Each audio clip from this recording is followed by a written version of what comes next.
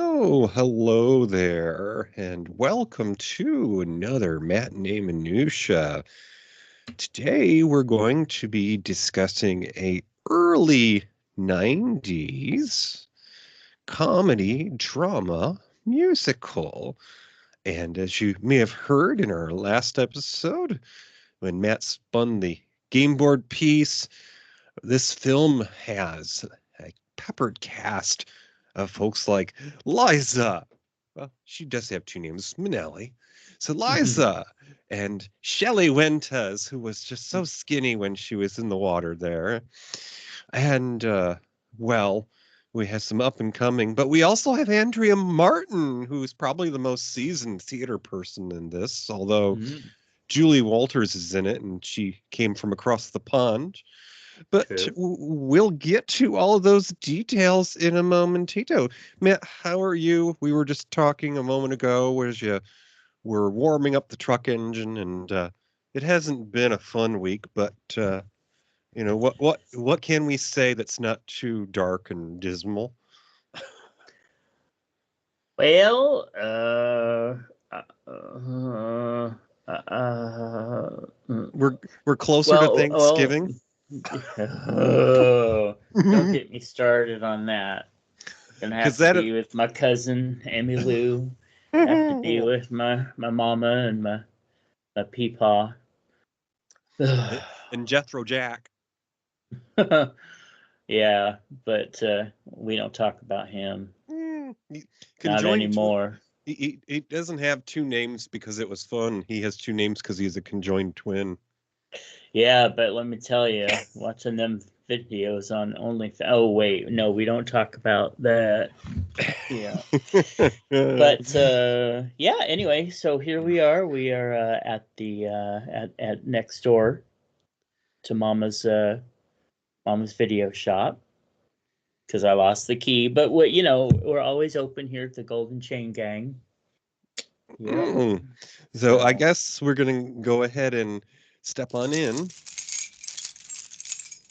and we're gonna take a walk into the years gone yeah, by and see some things that people used to give each other as thinking of you gifts. And I don't know, what is a thinking of you gift in this time and age?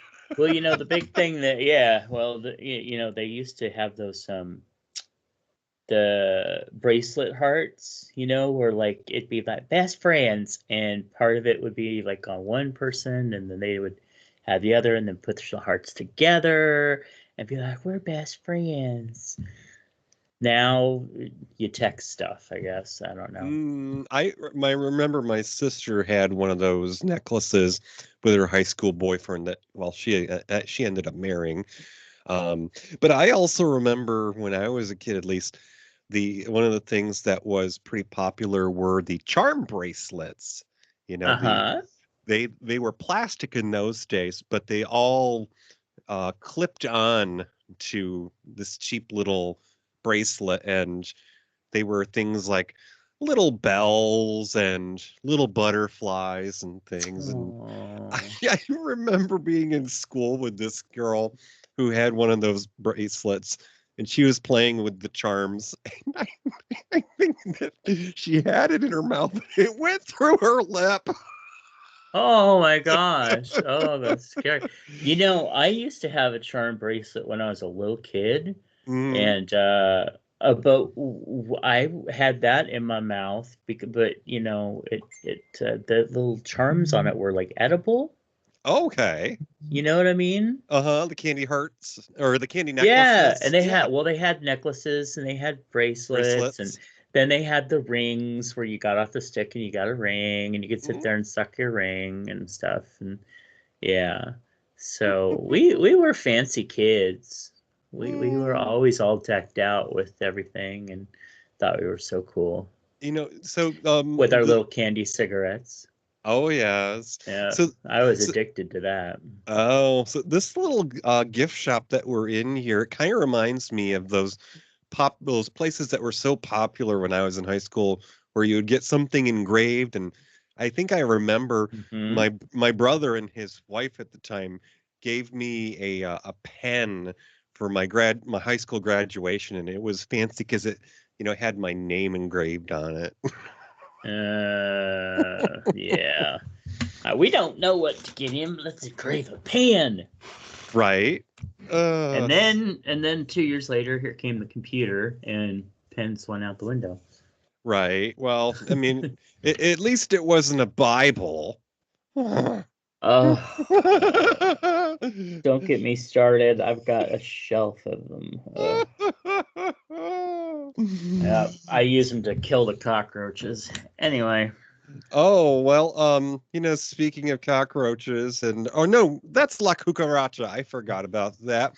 That was Lula May's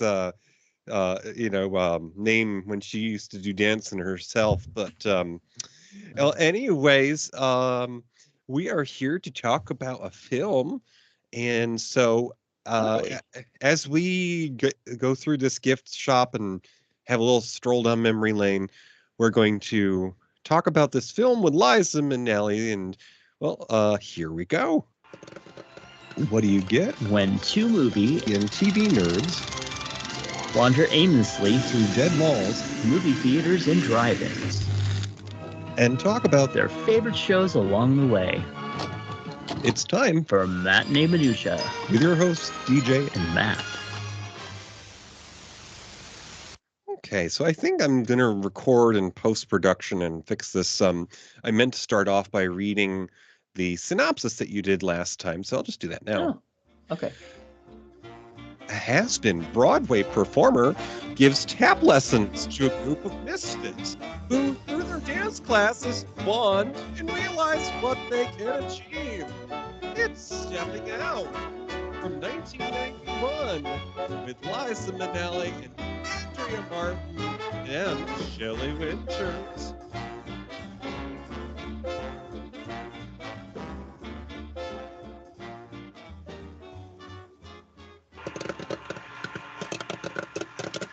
Alrighty, so Matt, this film came out in 1991.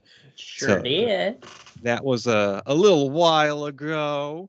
And I was probably in junior high, I think, at the time. Although you might have been getting ready to get your own place by then, huh? Girl, yeah. Mama would never let me have my own place. Nope. She heard about you.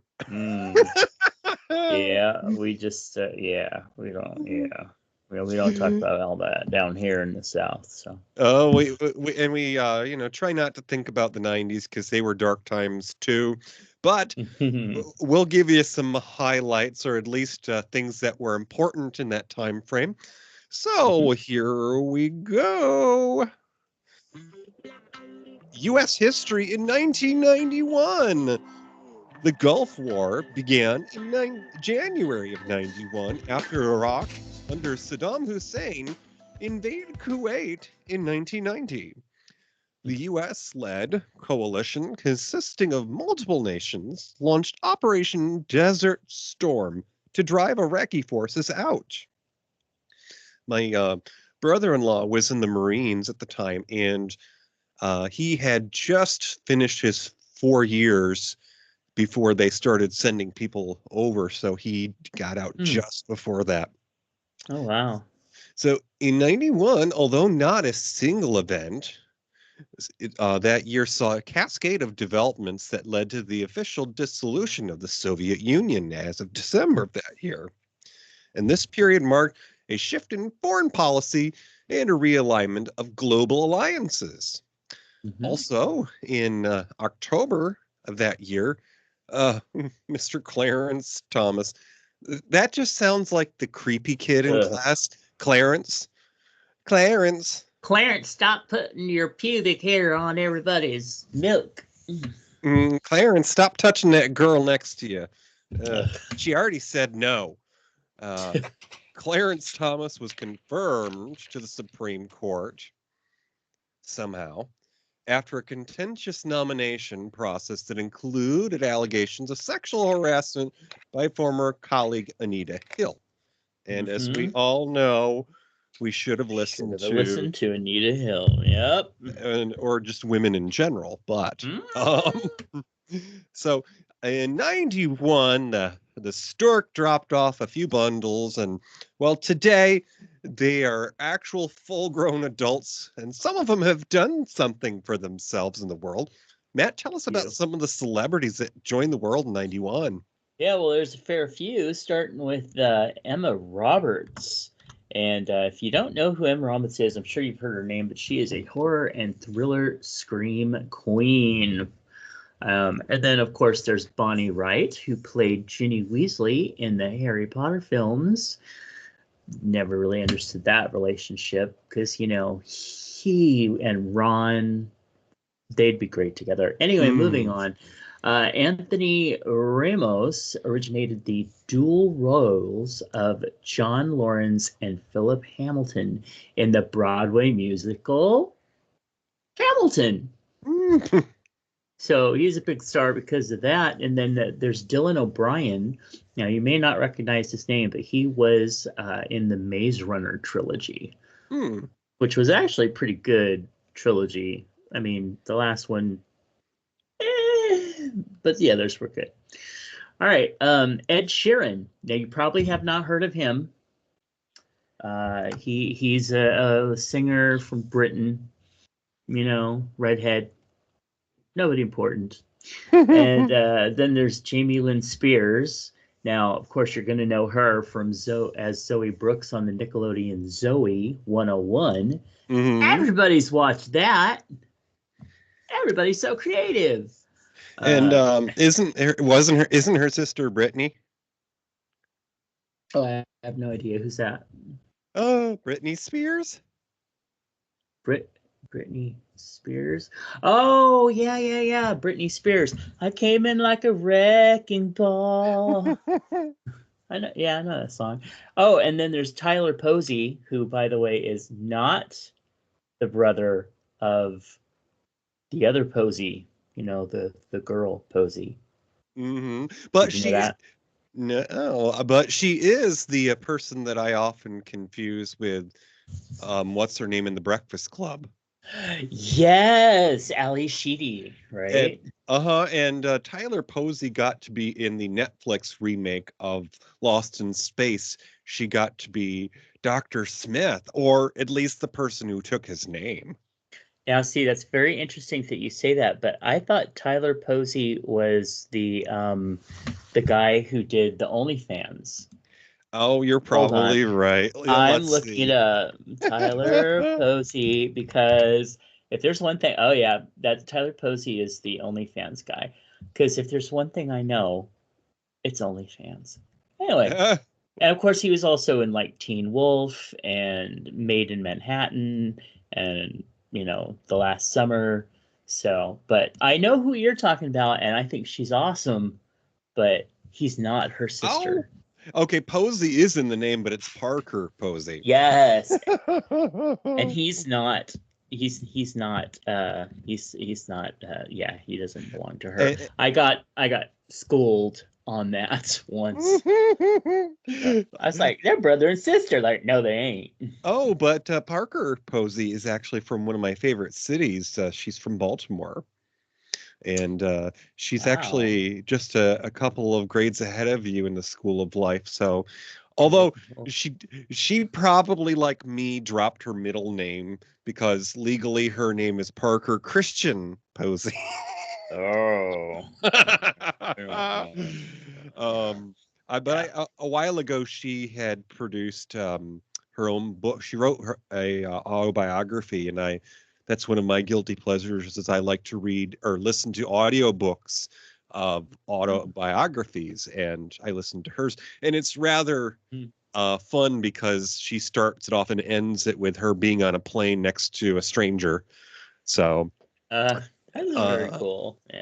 So Tyler Posey came into the world 91. And then we have Louis Tomlinson, who, if you don't know, he was one of the singers in One Direction, who we recently sadly lost Liam from One Direction as well. Oh. So yeah, very sad. But those are some of the few people that kind of are influenced, that were born in 91. It's a long time ago now. They're in their 30s. By the way, you're old. Yeah, I remember.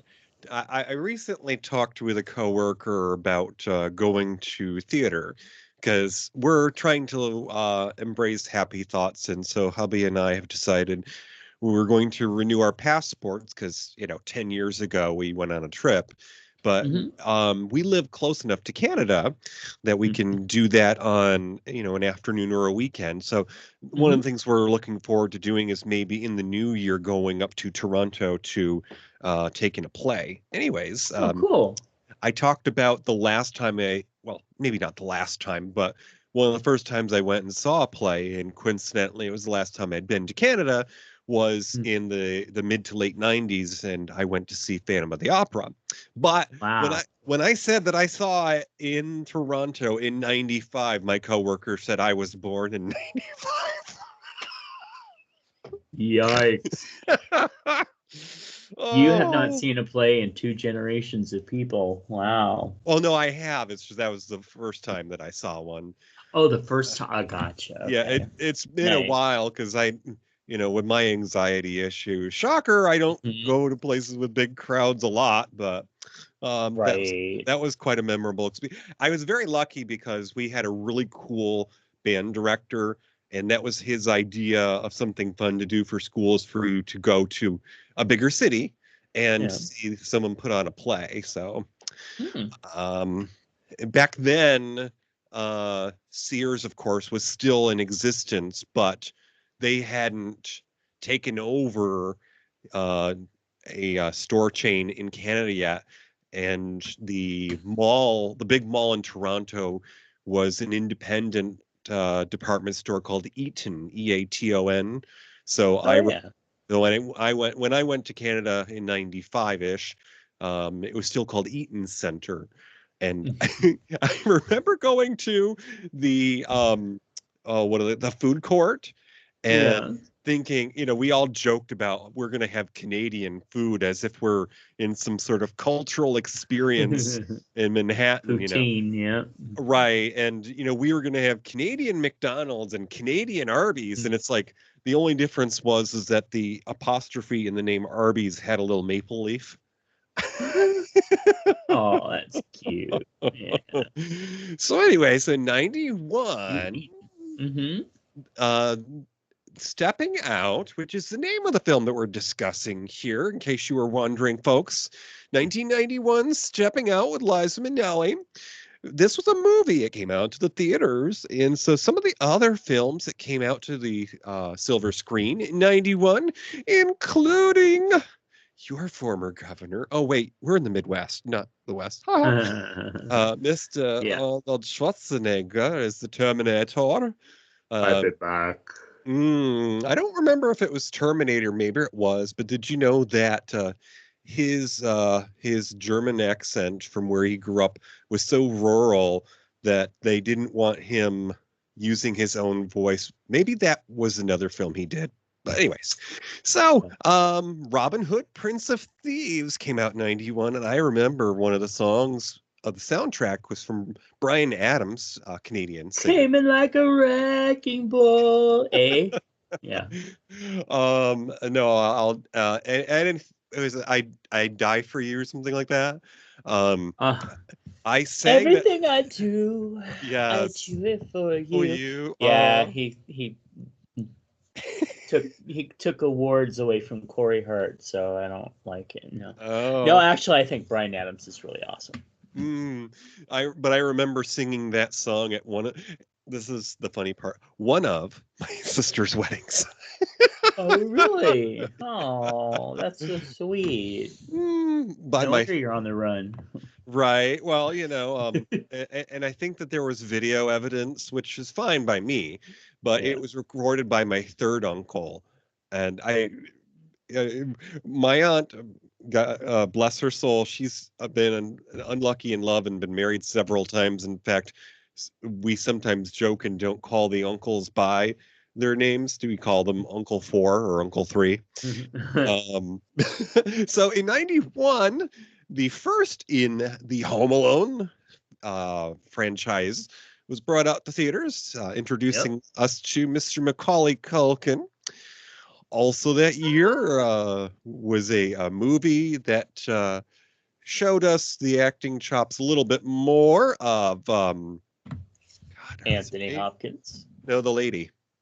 Oh, that would be Suzanne Sugarbaker. Uh-huh. No.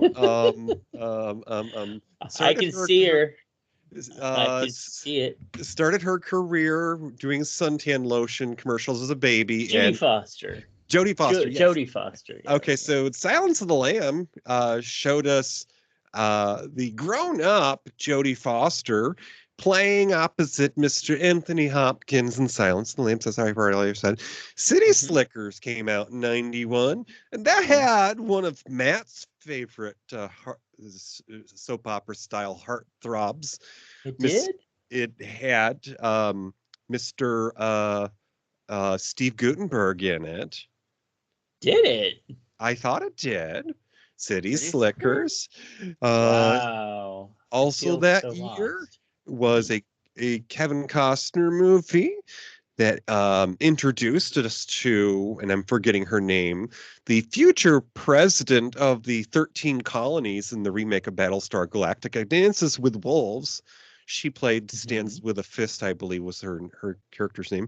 Also, we got to see the first of the legendary and fabulous remakes, or actually first time on a film, Addams Family, with Raul Julia and Angelica Houston and Christina Ricci.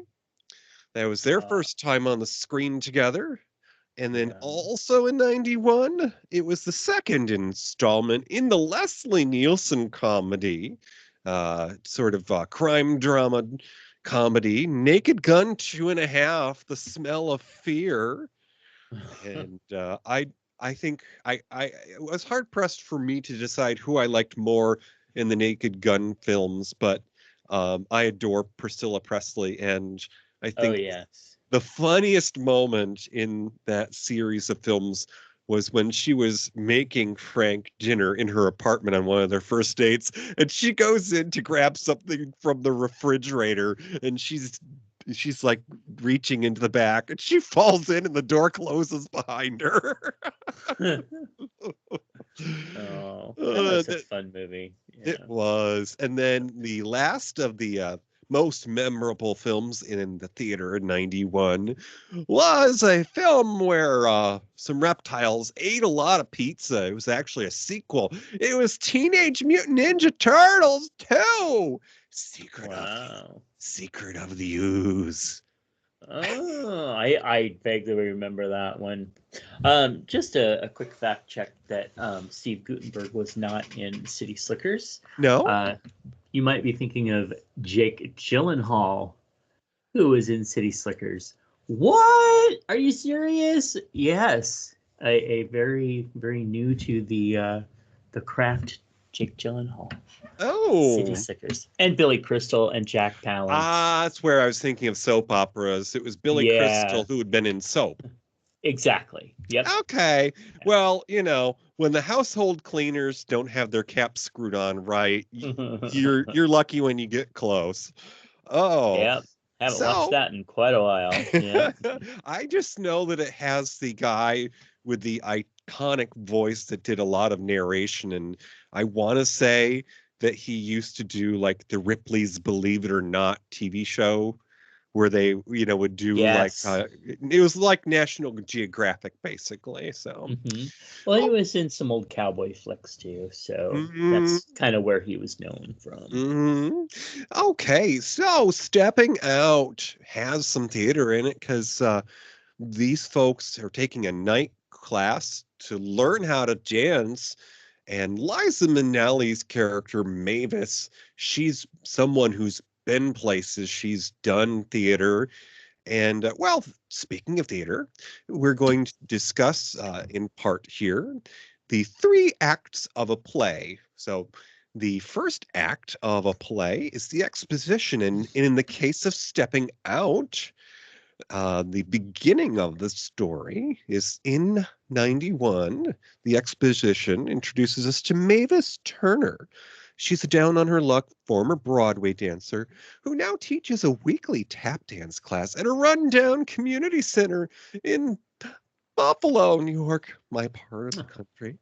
Mavis's students are a quirky group of amateurs, each with unique personalities and personal struggles, all hoping to find a break from their day-to-day lives through dance. And though they have little experience or rhythm, they share a desire for self-expression, companionship, and place where they feel they belong. As they come together in their weekly class, Mavis's tough love approach and the group's dedication begin to shape them into a cohesive, if imperfect, team. And this sets the stage for their eventual aim to perform in a local charity event, showing them and those around them just how much they're capable of achieving. So, Matt, I will say this. In watching this movie, I am reminded of a few shows that were popular in this time frame, and it functions around this sort of formula of a group class or a therapy class. So you've got all of these people who bring something different to the table, and I feel that in this period of time that was quite popular is that we were exploring the fact that despite differences, people can have things in common. And all of these people are there because they need a happy distraction. They need to occupy themselves. And as we explore the character or characters, we find out what makes each of them different, but also how they can help each other out. Mm-hmm. Yeah, I mean, if you just look at in that time period of like the 90s, there was films like Mixed Nuts, shows like Dear John, that really centered on this kind of group dynamic of different people coming together and having their own issues of why they are there, and then they blossom and, you know, help each other. And I think that they did a decent job in this, although I felt like they left the issues a little longer than they might have in other films, you know. But yeah. And although I could tell you probably sort of the background of most of the characters, obviously, you only have so much time for the story, so inevitably somebody gets left out. But I find it interesting that possibly one of the actors who have the most experience in theater, Andrea Martin, I could not tell you an iota of what her character's backstory was in this story. I could tell you. Yeah? I could tell you only because I just finished watching it a little earlier. So actually, we're left to kind of glean what was going on with her story. Mm-hmm. But so basically, she married this guy who basically I think liked her for her looks, and then kept nitpicking at her until drove her into kind of developing a kind of OCD, because she had to be like absolutely, like, she was trying so hard to be absolutely perfect that she drove everyone around her nuts. And it was also very OCD with the cleaning and everything like that. And so she was like, she would get ostracized from other groups and things that she had been part of. And that's why she ended up here. Well, then it wasn't until they were about to go on and dance that they finally revealed what her story kind of was.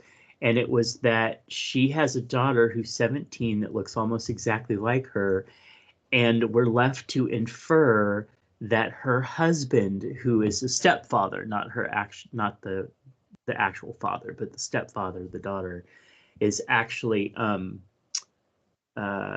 like taking the daughter to plays and dinners and traveling with her and things like that, but leaving the mother out to take to be in the house. So we're left to kind of infer that the daughter is the husband is trying to date her daughter, his stepdaughter. Oh, a little Woody Allen going on there. Yeah, and so, but they left it. But they just kind of had this kind of open-ended thing with it. So you got what was going on if you were paying attention to it, but at the same time, you could very easily just think that, oh, he's just paying attention to the daughter because he doesn't want anything to do with her anymore. But it was more than that. The movie would have gotten a stronger rating if they had spent more. Okay, because this was actually just rated PG, and in '91 we were scarcely even on the verge of talking about unwed mothers having children. Yeah. So, but yes, that certainly makes sense there.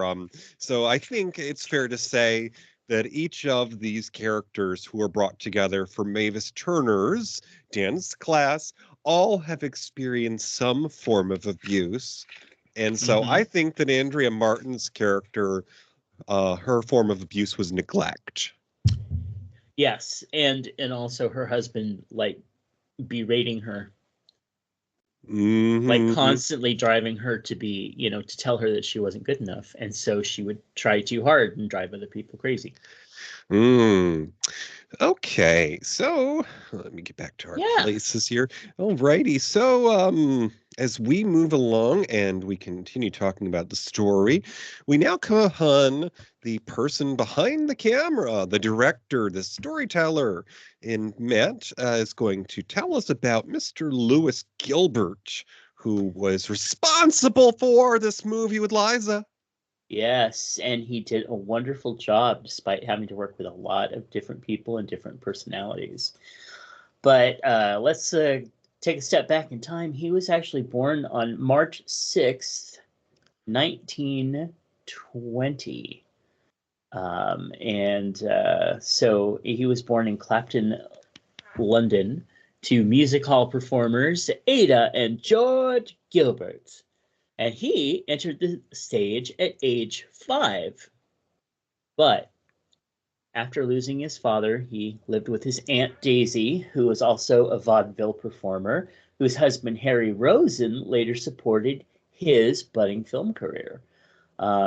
So he had been given the choice to go to RADA, which is like a huge thing if you know British, acting. That's huge. But instead, he chose an education in directing, which led to him becoming a film director, a producer, screenwriter. And he had this career so amazing that spanned over 6 decades. And he directed more than 40 films in that time. And he directed classics like Reach for the Sky in 56, Sink the Bismarck in 60, Alfie in 66, and I'm not talking about the newer version of it. I mean, this was like the original Alfie, which was a huge hit. Because it was the breakthrough role for Michael Caine. Yeah. And Educating Rita in 1983, which, again, I mean, just one of those pivotal films in American cinema. Anyway, so he also went on, if you like these type of things, to direct 3 of the Bond films. That's right, from 67 to 96 to 79. I want you to undo that bow so I can get to know you better. Bond, James Bond. Anyway, so but his works like really made an an enduring impact on British cinema, and he was appointed the commander of the Order of the British Empire, which is a CBE, in 1997, and passed away. Well, yeah, in 2018 at the age of 97, and he was Wow. living in Monaco at the time. So, Oh, with the Prince of Monaco. and wasn't oh gosh, wasn't Mariska Hargitay's mother the Princess of Monaco at one point? Mm, mm, I think so. Yeah, let's go with that. Well, we Before. all, if anybody watches Law and Order, Mariska Hargitay is a fixture of that franchise, and Oh, okay. her mom is a very well-known starlet who died before her time. So let me Meghan look. Markle? Oh, no. Uh, Mariska Hargitay. Try to spell that. Oh, not Mariska, Princess Grace's daughter. no, Mariska Hargitay's mother was Jane Mansfield. Oh, wow. Okay. And so, like Tu Wong Fu, not a good auto Yeah. reference. I feel like Miss Jane Mansfield in this car. Um, Aw, Jane Mansfield. So Princess cool. of Monaco. And I'm probably wrong. Okay, Charlene, blah, blah, blah. Mhm. Okay, there were several people, but anyways, getting back to the point. So, Well, you know that song, Charlene, Charlene, Charlene, Charlene. don't you take my moonshine and my man. Begging of you, please don't take my van. My van, Yeah. because I live down by the river in a van. Well, that's my driver, but don't knock it. She might be listening. So Oh, wait a minute. Now was Charlene her legal name and she had to change it? shh, quiet. Shh. Oh, so we are at about the halfway mark in our show, and so we're going to take a brief moment to, embrace some nostalgia, and well, we're going to explore jingles and ads from the time there. So, okay, we're back. All righty. So, as we know, it takes a whole company, pun intended, of people to put on a production like Stepping Out, which was a movie and could very easily be made a play. But of course, the star in the leading role, well, she had some big shoes to fill because her mama was Judy Garland and Mhm. Miss Liza Minnelli. Now, I remember at the point in my life where I was old enough to start following celebrities, Liza had just done probably the first Arthur movie with Oh, Dudley yeah. Moore. And I Mm. remember, of course, this goes back to my love of the underdog here, the B movies, if you will. I remember going to the theater with my sister in seeing Arthur 2 in the our little hometown cinema. And we were the only ones in that theater at the time. And now I don't mean the whole building, I just mean the little cinema that was showing Mm. Arthur 2. But Liza with a Z, Liza Minnelli. She was Liza with a Z, because Liza with a S goes slosh. Yes, she was born March 12th, so just a hair's breadth before St. Patty's Day in 1946. And she's the daughter of Hollywood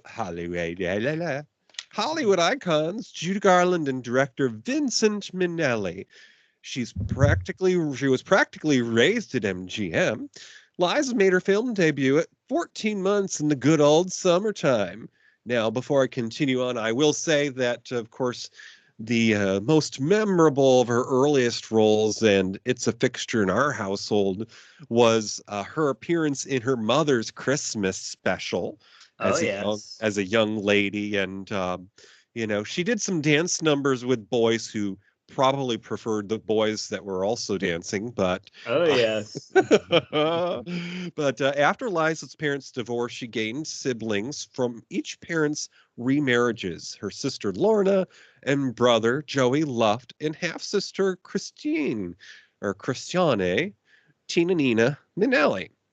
At 16, Liza struck out alone in New York City, debuting in Best Foot Forward in '63, and her breakthrough came performing with her mother at the London Palladium, which catapulted her into the limelight, and Liza won a Tony Award at 19.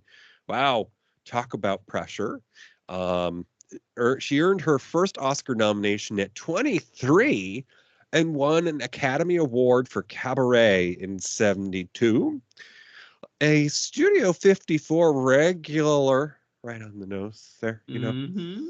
and friend of Halston, which sounds like a Ooh. brand of dog food, if you ask me. She continued her film, music, and stage work through the '70s. And while she faced personal challenges, her performances alongside Frank Sinatra and Sammy Davis Jr. captivated audience, cementing her legacy as a beloved entertainer. And I will say this, I've mentioned maybe once or twice. Um, Growing up in a home with three children before me, since I was the last one at home, mom and dad didn't really splurge on, the creature comforts or whatever you'd call them. So we didn't get even like a CD player until I was like, I don't know, a freshman in high school. But I remember borrowing CDs from the public library. And because my dad had a home theater set up, you had all your components, and we actually had surround sound. I used to record the CDs onto cassettes so that I could play them on my Walkman in school. And I remember borrowing a CD of Liza's, which I think at the time was probably um her, not Broadway, but what's the big venue in New York City that they say you've made it when you get there? Broadway City Music Hall. Yeah, a Radio City Music Hall or something like that. Yeah, there you go. Yeah, so I was the weird kid that would play ABBA, which, '70s, and Liza, and had I had a wallpaper with a 3-inch rainbow border in my bedroom. So, um there were signs. Live from Radio City Music Hall. It's Yes, that was a double cassette. I had the same thing and I listened to it over and over and over. Especially her closing number, which would no, I'm telling a fib here. It's at Carnegie Hall. Carnegie Hall, yes. And so Liza Minnelli at Carnegie Hall, I had that. I listened to it over and over and over. Yep. I think the first song on that album is Liza with a Z. Yeah, it had that one, and then my favorite was the closing one, which was like a big New York, New York, combined with one of the other songs. Yeah, it was Cabaret, and then New York, New York, and Bows, and it was just huge. Yes. Ironically, when we discussed, discussing when we were putting Stepping Out on our list for this season, I was looking through or sorting through my memory, and I thought to myself, I have a copy of that. And then I went to go look for my copy, and I knew I had a Liza film, and I knew it was still in the shrink wrap, but it was not Stepping Out. It was New York, New York. Oh, wow. Huh. So I still have that to watch, but I saw Stepping Out for the first time, and we will discuss that momentarily. But let's see here. I actually paid for it. Oh, me too. So aside from her stage work in the 70s, she faced personal challenges. Her performances alongside Frank Sinatra and Sammy Davis Jr. captivated audiences, cementing her legacy as a beloved entertainer. A- Yes. And actually, I think that partly what um, introduced me to Liza, other than watching Arthur 2, was up and coming child actor, game show host Mario Cantone, who, of course, Mhm. later on went on to do other things, including Sex in the City. But he is Mhm. so, of course, well known for doing his impersonations of Liza. Yeah. So, Matt, Yes. um, Mhm. continuing on with the cast, we have another celebrated star sharing the screen with Miss Liza, and Yeah. she's actually accompanying her musically in the classroom. Tell us a little about Miss Shelley Winters. Well, this is a kind of a phone-in little part for Shelley, but Shelley was actually born, okay, Shirley Shrift. So no wonder she changed her name. Anyway, she was born August 18th, 2000 or 1920. This is like the third time we've talked about August 18th Mm. today. This something's going on. It's a convergence, girl. Anyway, so she was born in East St. Louis, Illinois, and rose from very, very humble beginnings to become the acclaimed Hollywood actress that she was for her dynamic, gritty roles. She actually spent her youth in Brooklyn. She supported herself with jobs as a store You froze for a moment. a vaudeville performer to pay for acting classes. You froze. I can see you now. And if you talk, repeat the last two sentences. Hello. Okay. So anyway, so she moved to Brooklyn when she was younger and supported herself with jobs like she was a store clerk, she was a model, she performed on vaudeville, all to pay for acting classes.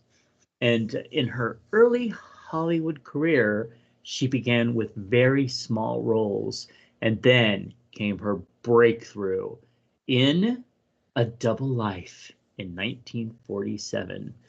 And she performed in A Place in the Sun in 51, where she earned her first Oscar nomination, which basically solidified her reputation as a serious actress. And she was really sought after at that point. She won 2 Academy Awards for playing roles in The Diary of Anne Frank in 59 and A Patch of Blue in 65. And later, she starred in the biggest movie that she is known for, The Poseidon Adventure in 1972. She was a very skinny lady in the water. Now. Turn you into Chubs Gone Wild. Anyway, she earned another nomination for that film, and it became one of the biggest, actually, cult classics that she is known for. Of course, she was also known for being a very outspoken personality. She published best-selling autobiographies and appeared in recurring roles on Roseanne, which was, oh God, she was so good in that. And then in her final years, she spent sharing candid Hollywood stories until her passing in January 14th, 2006 in Beverly Hills. It Mm. was very sad. So, speaking of Shelley Winters and her character in this Mm-hmm. film, I wasn't disappointed per se, but of all things, I've seen Shelley Winters, as you said, in this. She sort of phones it in on this because she's a background character, but Right. she's not without a backstory because they certainly do explain that she has had a bigger career before now. And Mm-hmm. she actually has her character, which I will actually look up again here and tell you. Mrs. Fraser.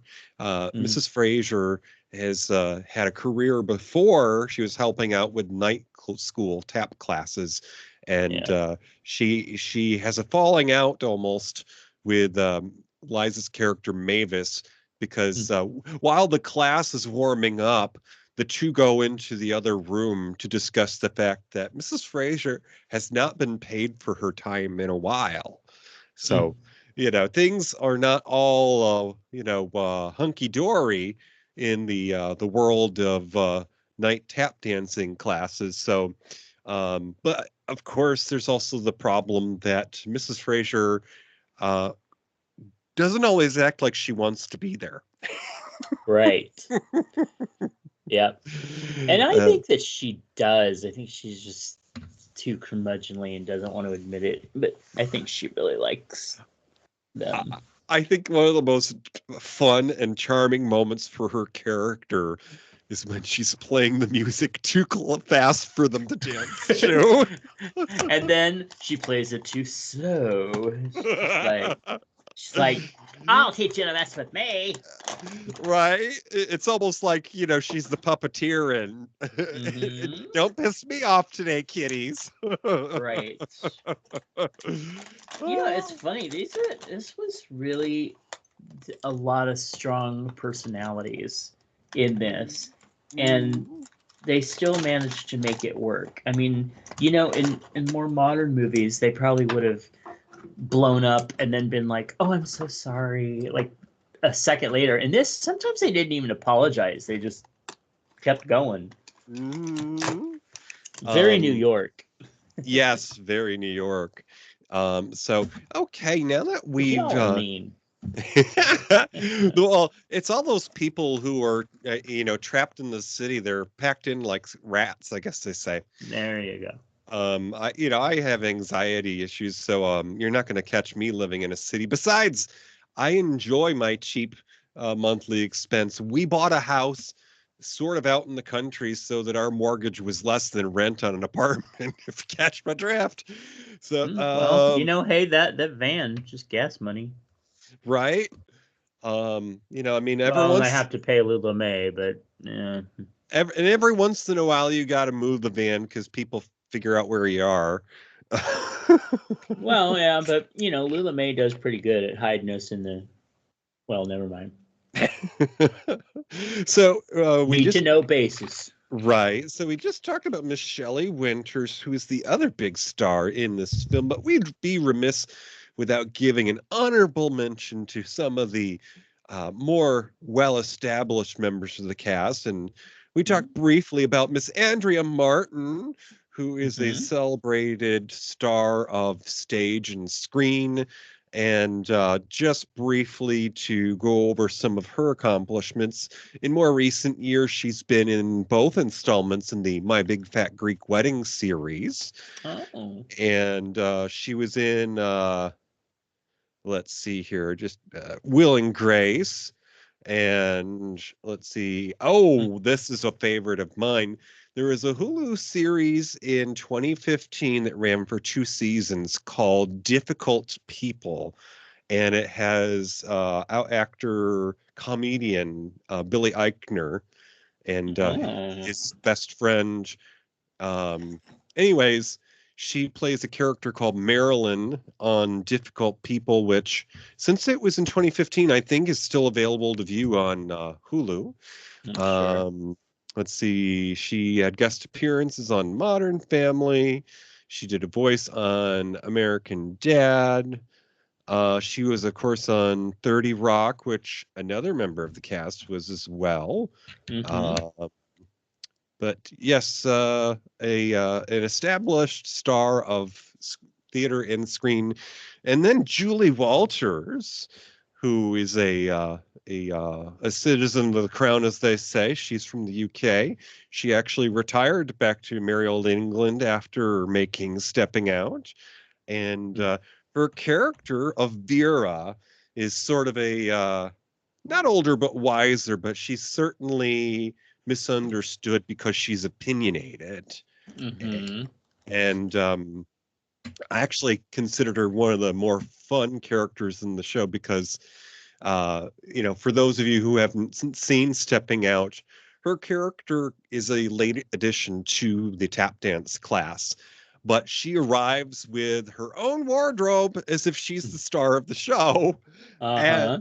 And and she is just all decked out, and along with attitude and possibly ego, she takes charge of cleaning up the place.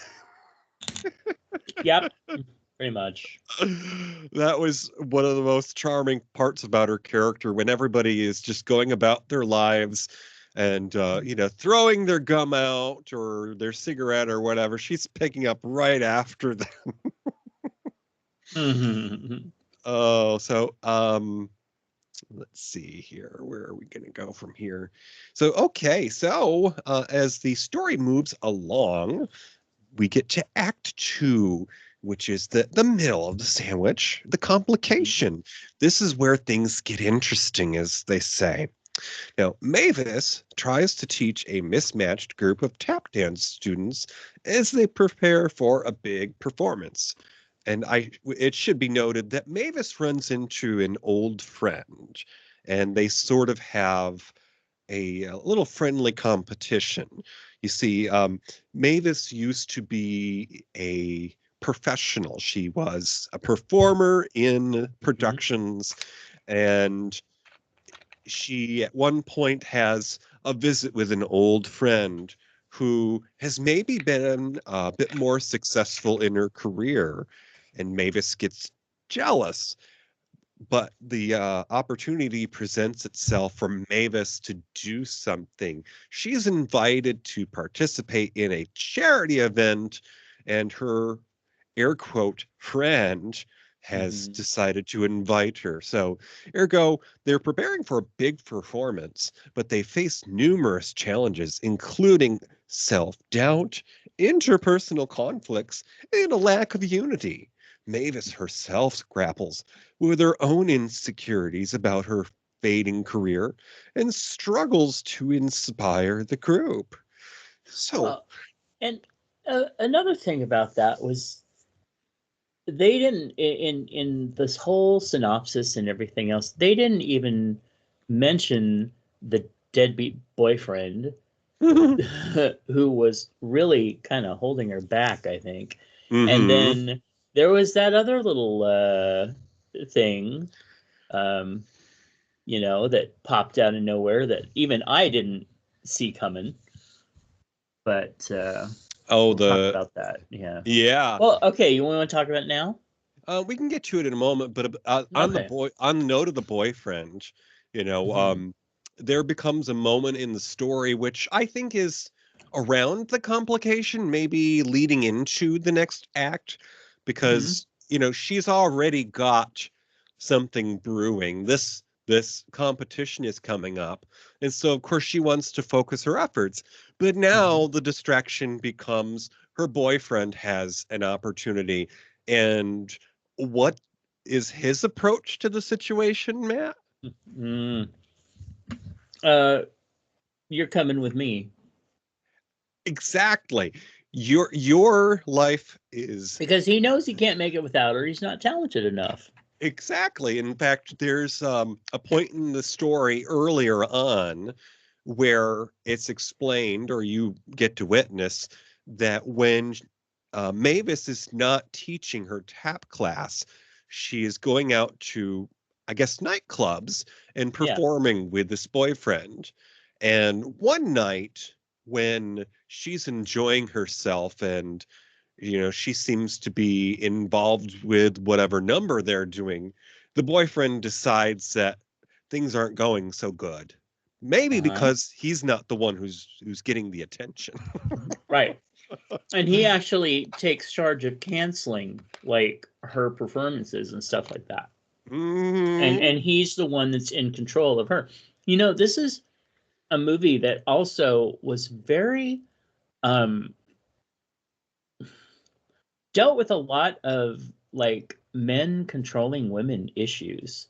Mm-hmm. Because there was more than just one or two. I mean, there was abuse that was going on. There was just, all sorts of things. But the women like had to be really strong. And even that one character, the heavier girl, that felt like a throwaway who would like constantly flirt with other guys, and then she was married and she would be like, oh yeah, I go home and oh, he loves being jealous of me and stuff. And I'm like, which that character got no like resolution to her storyline either.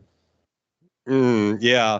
And as I'm looking at the cast, I guess her character was Sylvia, and she was sort of the putting it in stereotype terms, she was the playboy. She was very social, and she flirted outwardly, even though she was in a relationship, as you were saying. But yeah, we have different forms of abuse, and there are actually two plus-size women in the story. Yes. Sylvia, which was the younger girl, and then Rose, who was the lady who actually was concerned with her son getting a job, and through the course of the story, she comes to a resolution on that. But I think one of my favorite moments in the whole movie was when Rose, the mom who wants a job for her son, is sitting with a group maybe after class, and they're talking about things, and one person mentions this guy that she once knew basically being a nymphomaniac. And then Rose is like, where's he living at now? Right. She's like, that's disgusting. Is he still alive? Yeah. Yeah. I mean, this had a really great cast, and there was so many that it was hard to pick, because like even Jane Krasowski, who was the other person who was on 30 Rock, but she was also from Ally McBeal. Yes. Which it took me a bit to place that's who she was, who she was. And Bill Irwin, who played Jeffrey, which was the only guy in the class. He was a celebrated stage clown. I mean, he played Mr. Noodle on Elmo's World. He was repeat. I mean, he was on like the Cosby Show. He was on Night Court. He was so popular, and he was like, his body was rubber. He's amazing. But I mean, this is just like the cast that doesn't quit. So much talent. Yeah, no, I think because I mean, I'm trying to sort out the women. One's brunette, one's blonde, and it's like there's much more than that. You've got the plus size ladies, and you've got the housewives that may be being abused. Now, I think Jane Krakowski's character Lynn is the one who's also a nurse, because the other woman who's soft spoken and we find out is abused, her character was Andy. And actually, the actress that plays Andy reminds me of Jane Horrocks, who played Bubble on Ab Fab. Yeah. I mean, you know what? She was so popular in the 90s for playing these side characters or assistant characters in movies. I think that she was the one who played the assistant to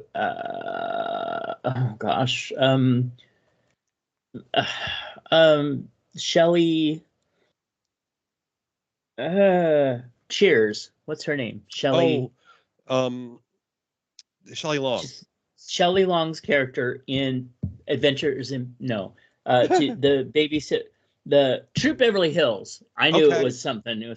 So I think she played like the side character to her. Okay. Like she was like the little, but she would play that type of role. She would play this meek little character who had to break out over and over and over. So, yeah, and she was awesome. Without spoiling anything, because of course, as always, we want to encourage you to see Stepping Out. But it's interesting how each of them has suffered a different form of abuse, which of course we are all the sum of our experiences. But it's interesting how some of the characters are brought together. Like the only man in the class, he's awkward and he's picked on because he's the only man, but he's got a story. You know, I don't remember exactly what it was either. I was just going to say, I don't remember what his story was, except that he needed to learn to stand up for himself. I mean, at one point you wondered if he was gay and that's why he wasn't more social with the women.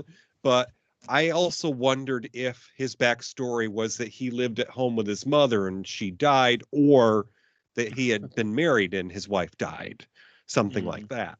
So, but it's encouraging to watch this because of these sort of soft-spoken characters finally recognize each other in the crowd, and they spend time together, and they end up, finding out that they are what the other one needs, without filling in the blanks. I am glad though, as we discuss the characters here, I am glad that the nurse character took the opportunity to have some influence, if you know what I mean. Yes, because she really, in her line of work, that's sort of what we call HIPAA. You're not supposed to discuss that sort of stuff. But when you're in a situation where you could possibly do some good, you've got to steer with your moral compass there. And and she did. Borderline spoiler here, folks. One of the reasons that you should watch Stepping Out is because the two soft-spoken characters that are driven together have a moment, and one of them stands up for the other one in a pretty big way. It was really good. It was really, really good. Yeah. That's like where you grab your popcorn and you're like, oh, I've been waiting for this. Yeah. Well, and another really good moment. I don't know if you want to do our resolution before we continue talking. So we did sort of in a roundabout way explain the supporting cast. They've each had different roles in shows like 30 Rock, and the only guy in class, he probably has worked with Doug Jones at some point because they do physical comedy, and Doug Jones is somebody who is known for doing the jobs that other people won't, because he's the tall, skinny guy, and of course he'll play the alien or the monster or what have you. Right. Yeah. So very cool. Did you want to go into the resolution, or did you want to lean into it? Well, sure. Yeah. Okay. So maybe basically the group does finally come together through Mavis's persistence and her help, and she really does stick with it, even against all the things wanting her to, leave them and go pursue a career. But with each member embracing their identity and who they are, and trusting the rest of the group enough to really, come to terms and say, hey, this is what I've got going on, and get that emotional support as well as what they're doing. They really build a camaraderie. So anyway, the performance, of course, at the end is triumphant. There's a wonderful moment where they surprise the audience and themselves, and they still have a little bit of comedy and clumsiness in it, which just makes it even better. And then that experience, really brings them together with their potential of what can happen in the future. But one of the things that I thought was really interesting, and this is, I wasn't going to say anything, but I think it's important right now. And you've gotten this far in the discussion, people. So if you're still listening, you obviously have some interest in the topic. Right. Yeah, there's so at one point Liza ends up having this breakdown moment with the group where she ends up saying that she's pregnant and she doesn't want to be. And a lot of performers deal with things like this. But the thing was, when she was having this discussion with her boyfriend who wanted to move to LA, he basically said, I don't want anything to do with this. I'm not going to deal with the baby. I don't, fuck you, fuck this and everything. And he basically was inferring that he wanted her to like have an abortion. And she said, what was it? She said, this is the moment where she says, our child is in my body, and if it stays there or not is my decision. And this is 1991. Mm-hmm. And to think that right now, today, she, depending on where she lives and what may come in the next few years, she may not have the right to decide that anymore. She may just be forced to, Carry the you're gonna term. have it, and you better hope that you don't have any complications. So anyway, it was just it just, when things like this from like 91 are that in your face, Mm-hmm. and we're facing this now, it's just it just drives it home. So I mean, amazing film. you think of certain actors, certain talents, certain celebrities being Mm-hmm. part of any project or movie or Mm-hmm. whatever it is, and you think about what power, quote unquote, that person brings to the story. What are they bringing to the table? And that moment right there is something that I would like to think is a moment where Liza said to the writer or the director or whatever, I think I know what would happen in this scene. And Liza herself may have written that line. Could very well have been. Very, very, yeah, very, very much could have been. But absolutely one of the most powerful moments in the story. And it Yep. comes at at the resolution. This is what's going to happen.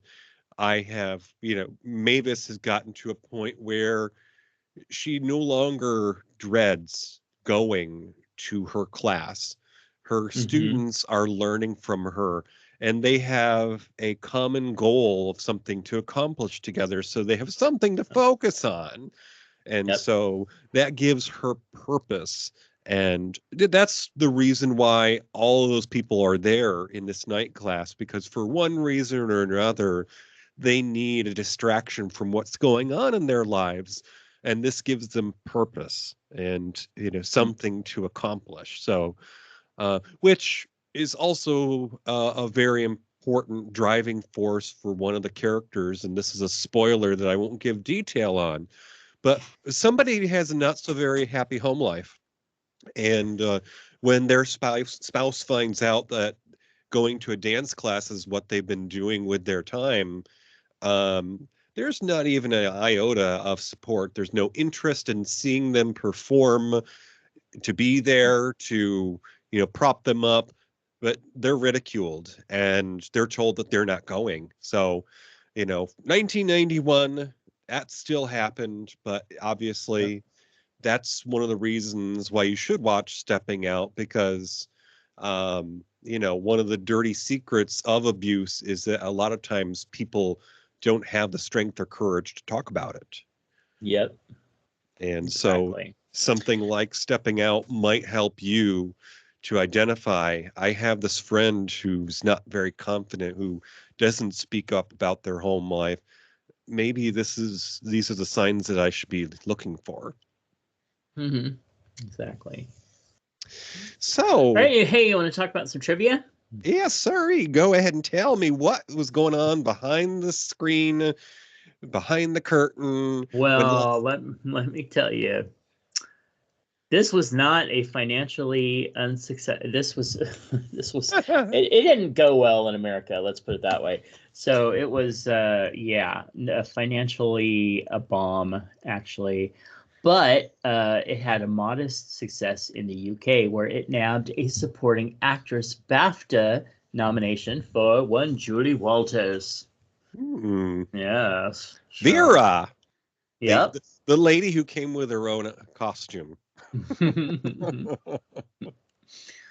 And so final major leading role in the theatrical film for Liza Minnelli. This was like her final major leading role in a film, which is just so surprising and sad.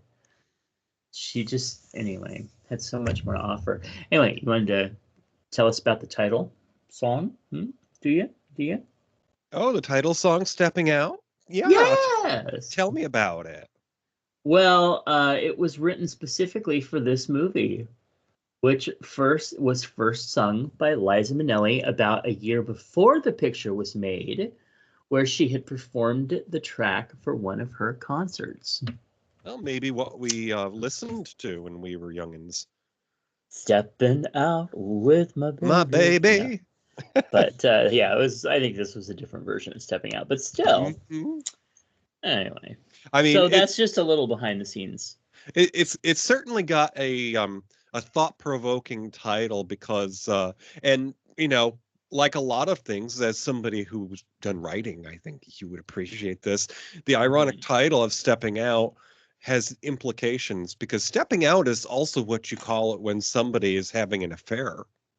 Which, you know, there were several inferences of that, but none of it ever happened. Nobody actually did have an affair, but there were some overtones. I mean, there was that one character that was very outgoing.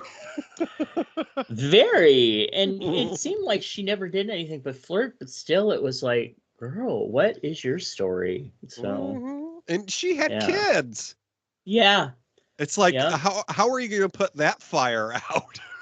But then also it was kind of weird that the one character that we find out had the secret at home kept like inviting the male character who they both had crushes on, like, my husband's not going to be home, you want to come over and have dinner? And it's like, wow, that's pretty ballsy for somebody who's, you know, and the rest of her time is she's a mouse. Oh, and you know, I will say that that's one of my other favorite moments of the movie, because here I am watching that unfold and I'm getting excited thinking, oh my gosh, are they going to end up together? That would be so sweet. And then it's almost as if you hear the orchestra building up to the climax, and then all of a sudden the strings all pop on the violin. Yeah. Yeah. It's like the guy who you're not sure if he's gay or not has decided that he's going to go out with the group because they beat her to the punch. Yep. Yeah. So weird. Oh, right. Well, we are out here and, you know, we have gone through all the trinkets that were left in this greeting card store. What did you say it was called, Matt? This is actually the old offices of the Golden Chain Gang. That reminds me of like a 90s Charlie Sheen movie. He went to prison in it, and there was a chain gang. Cadence, I think, is what that one was called. But okay, so we got to lock up here, and where is it here? I gotta find it. Oh. So we're out here, and we're just gonna step into Mama's old video store there. I think we can probably still sneak in, but this is our glove box. We're going to tell you about something else you might enjoy if you like something like Stepping Out with Liza. Maybe you just want something with Andrea Martin. We'll try to get as close as we can. Now, I like to recommend films or TV shows that I haven't necessarily seen because it's something I could talk to you about in the future, maybe. So this is a film from 2014, and actually, let me get to it. So this is a comedy drama, and the story is: a retired woman hires a dance instructor to give her private dance lessons at her home, one per week for 6 weeks. And what begins as an antagonistic relationship turns into a close friendship as they dance together. I'm recommending, if you like Stepping Out, you should watch 2014's 6 Dance Lessons in 6 Weeks which stars Cheyenne Jackson, who's easy on Ooh. eyes. Yes, Gina Rowlands. It Mm, also has Rita Moreno, which I know is a favorite of Matt's. definitely. And there's another actor in the cast here that is sort of an up and coming, or I'm discovering her late. Miss Jackie Weaver happens to be in the cast, and we recently saw another film that she did in 2020 called Stage Mother. And I mean, this is just going to be an honorable mention, folks. But Stage Mother is about a conservative church choir director who inherits her late son's San Francisco drag club. Mm. And um, Jackie Weaver is in it, and she is the church going choir director, and she saves her son's gay bar. And it's just something to behold because she comes in knowing the ways of a choir director, and she teaches people in that how to perform and to sort of hone your skills. So but Mm. yes, 6 dance lessons in 6 weeks from 2014. Okay, and so I'm Matt, your private dancer. Yeah. exactly. That's the Ah. old fans. So, what do you got up your sleeve there, Matt? What do you think someone might like? So I am thinking of a little film you may have heard of. It's where a top ballroom dancer pairs with a plain, left-footed local girl when his maverick style earns him the disdain of his more conventional-minded colleagues. And together, the team gives it their all and makes dreams of a national championship title come true. It's 1993's Strictly Ballroom.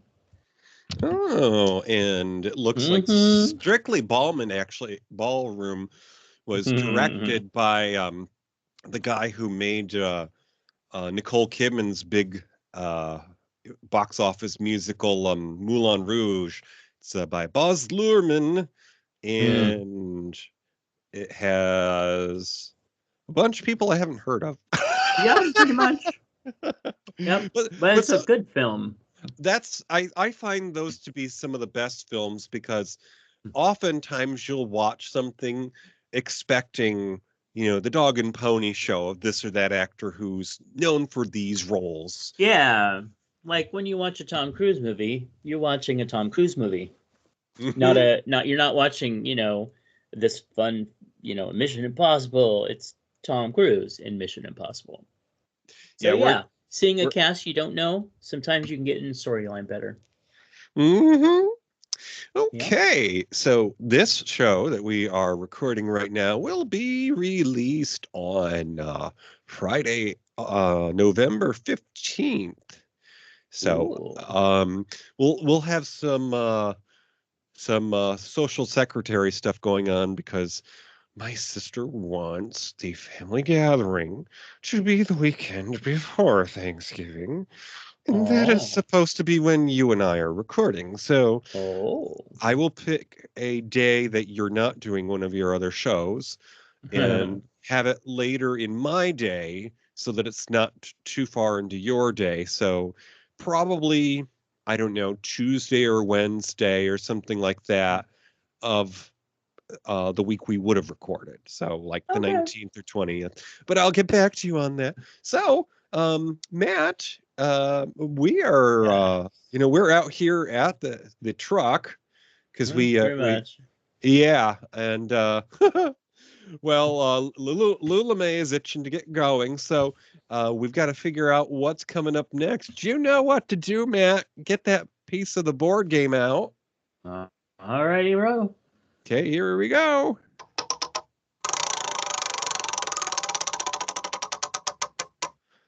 All right. Oh. All right. Well, guess what? We got a good one this time.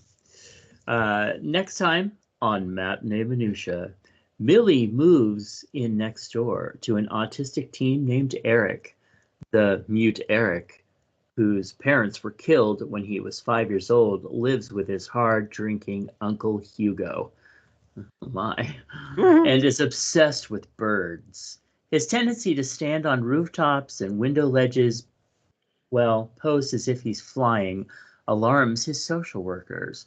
And when Eric saves Millie from a potentially deadly fall, she begins to believe that the boy might really be able to fly. So it's the 1986 film, The Boy Who Could Fly. Oh, and Yes. let me just look her up here because I don't remember who was in the cast. The Well, boy that who would could fly. be Jay Underwood. Uh-huh.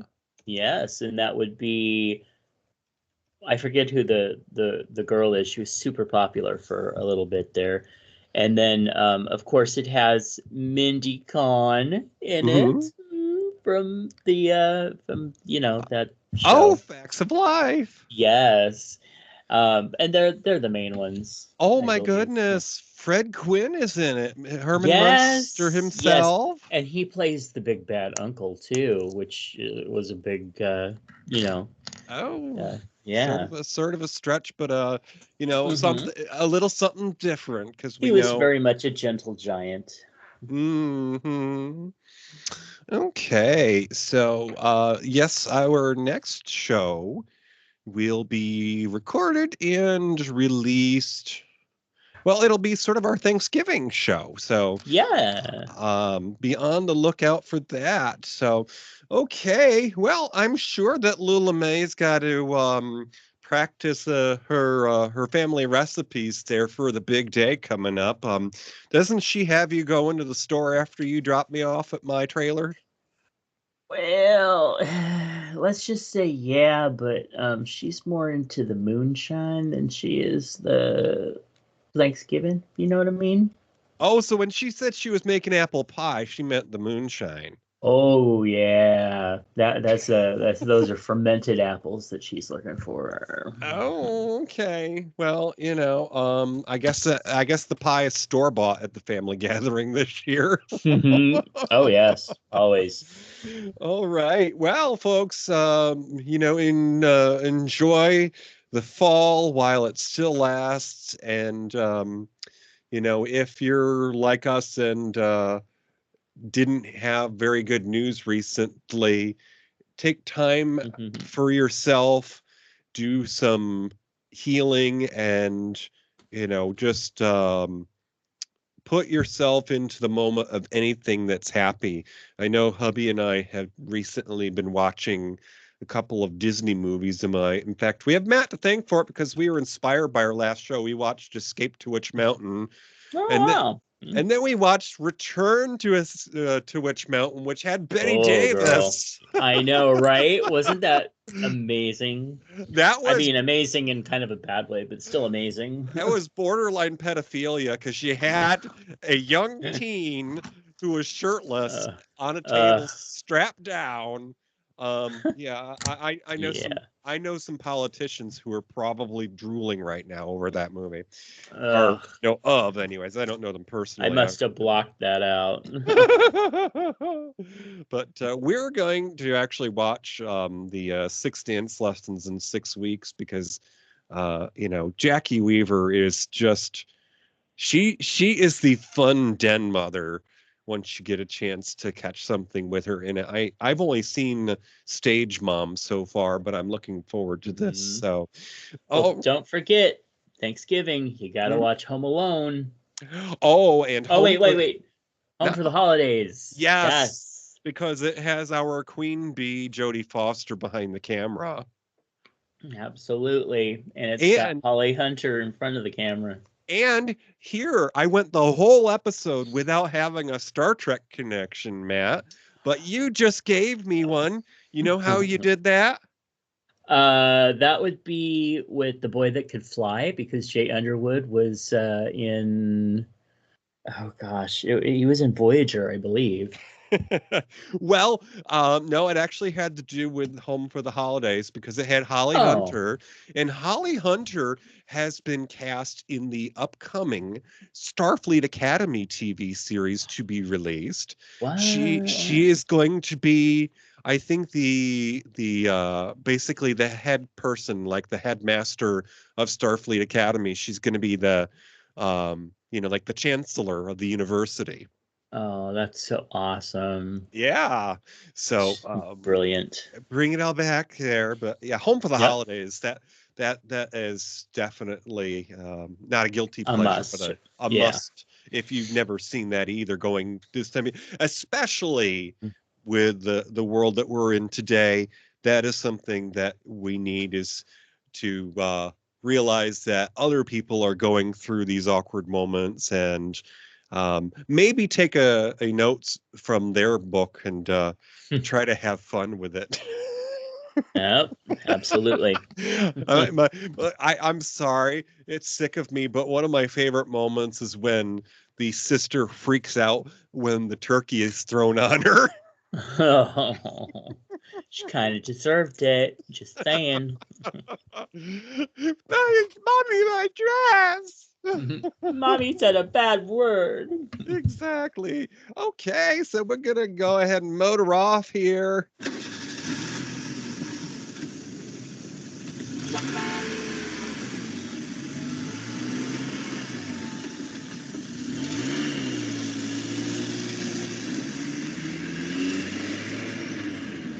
Thank you for listening to Matinee Minutia. Our episodes are released on the first and third Fridays of most months. View our recording sessions on YouTube. Find our group on Facebook. Follow us on X at Matinee Minutia. Participate in the discussion on our Discord. And email us at matineeminutia@gmail.com.